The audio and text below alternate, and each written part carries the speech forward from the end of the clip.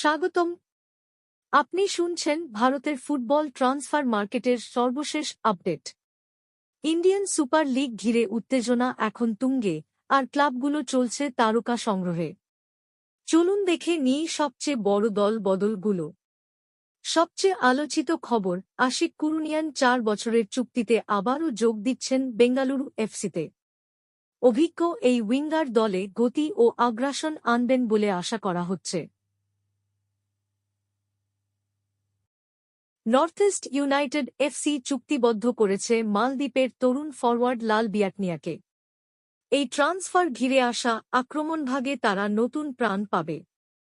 Punjab FC Inter Kashi থেকে বিজয় ভার্গিসকে দলে টেনেছে, ডিফেন্সে শক্তি আনতেই এই পদক্ষেপ। চেন্নাইন এফসি তাদের মিডফিল্ডার জিতেশ্বর সিংকে 2028 সাল পর্যন্ত দলে রেখে বড় ঘোষণা দিয়েছে।